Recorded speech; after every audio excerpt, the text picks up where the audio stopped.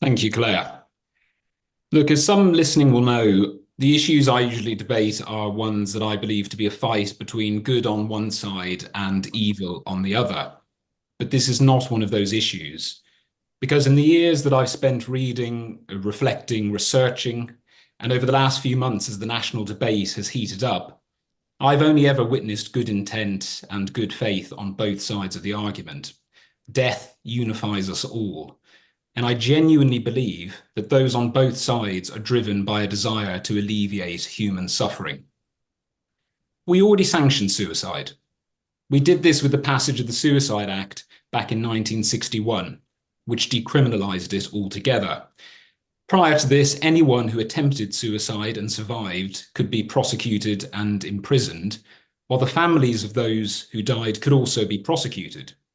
However, the government created a new offence of encouraging or assisting the suicide of another. This means that in this country, it is illegal to assist someone to do an act that in and of itself is legal.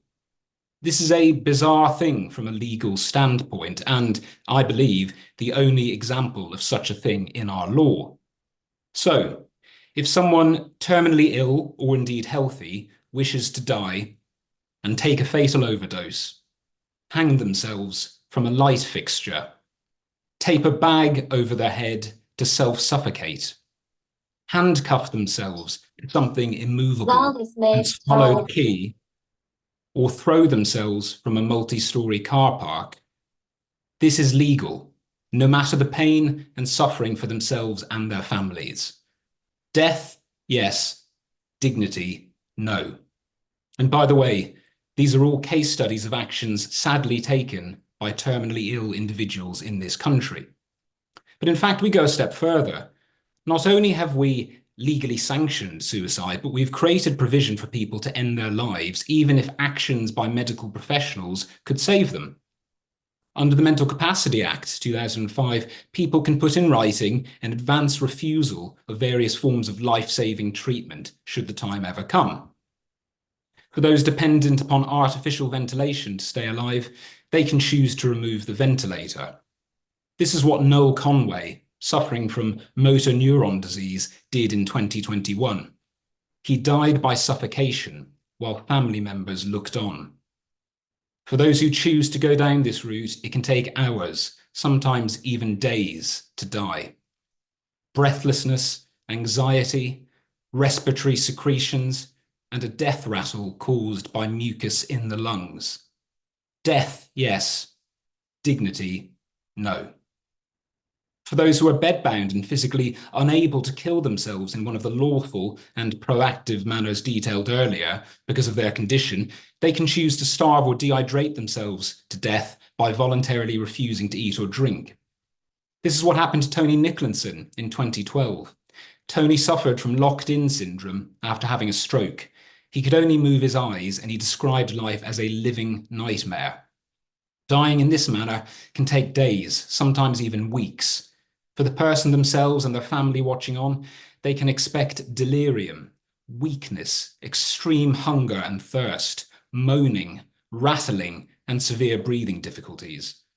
As hospitals or hospices must continue to offer food and water to patients, they must constantly be teased with life-sustaining provision and then forced to reject it every single time, like some sort of pantomime. Death, yes. Dignity, no. And the individuals I've named spent their final years campaigning for a change in the law, but unfortunately died before any such change could take place. Huge, unimaginable suffering by both the dying individuals and their loved ones, and yet all completely lawful. Compare and contrast that with the story of Mavis Eccleston from 2019. Mavis, a woman in her 80s, helped her husband, terminally ill with bowel cancer, at his request to end his life through an overdose. She was arrested and charged and spent the next 18 months in the grips of the criminal justice system before being acquitted. Her children watched on as their father was dead and their mother was facing essentially life imprisonment. Mavis is not alone. Between 2009 and 2024, just under 200 cases of assisting suicide have been referred to the CPS by the police. Only 4 have been successfully prosecuted, with the vast majority being dropped, withdrawn, or resulting in an acquittal. This is in part because of CPS guidance, which, controversially, uses the term victim to describe the person wanting to end their life, even though many of them would say it is the state keeping them as perpetual victims by not allowing them the dignified end that they seek. Yet the uncertainty that exists as to whether loved ones may face prosecution means that many choose to fight on until the bitter end, even if it means dying without dignity. Uncontrollably vomiting black bile, fecal matter pouring out of the mouth, fungating wounds from breast cancer that has broken through the skin. All real-life examples of the types of suffering experienced by those with terminal illnesses in the UK in their final days on this earth. What all of this means is that in this country, for those who are terminally ill, they are allowed to kill themselves, but only through suffering and indignity.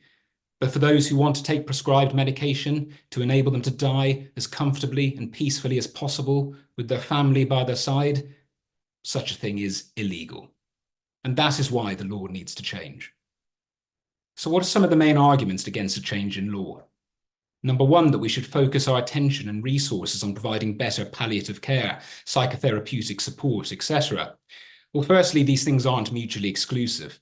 Secondly, this argument views these people as suicidal and seeks to address it as we do any other form of suicidality. I don't agree. Dying people are not suicidal.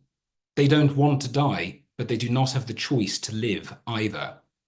There is a world of difference between someone who wants to die because a voice in their head tells them to kill themselves, an irrational delusion, and someone already dying who wants to die with dignity, a rational desire. If you successfully treat someone for a mental health condition, they will stop wanting to die. However, for someone already dying, they will never stop wanting to die with dignity. Number 2, that hospitals wanting to free up beds and family members wanting inheritance will apply pressure on people to choose this route. Firstly, the proposed law creates a new offence around coercion, dishonesty, or pressure. Secondly, I am a natural cynic, but this takes an extraordinarily pessimistic view of human nature.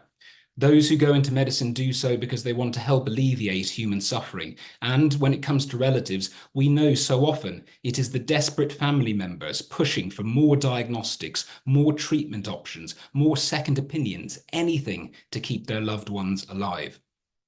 Number 3, that there are insufficient safeguards. I do not agree. Strict immovable eligibility criteria. No obligation on medical practitioners to partake.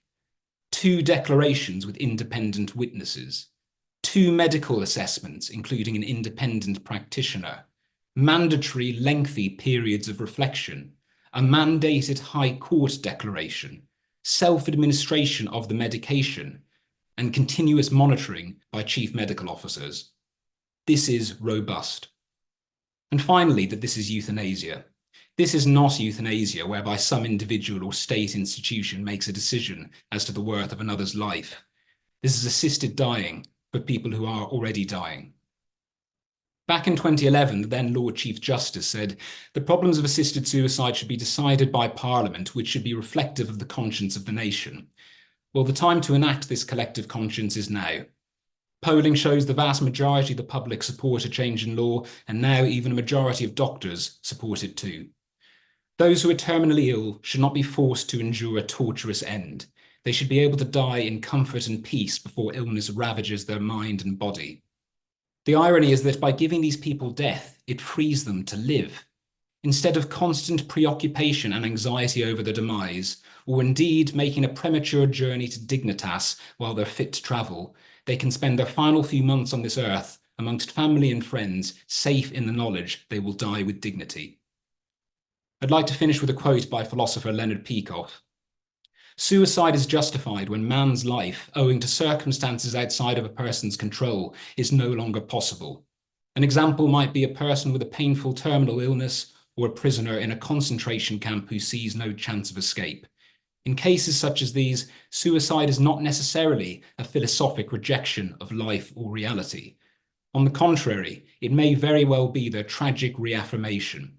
Self-destruction in such contexts may amount to the tortured cry, "Man's life means so much to me that I will not settle for anything less. I will not accept a living death as a substitute." Thank you very much.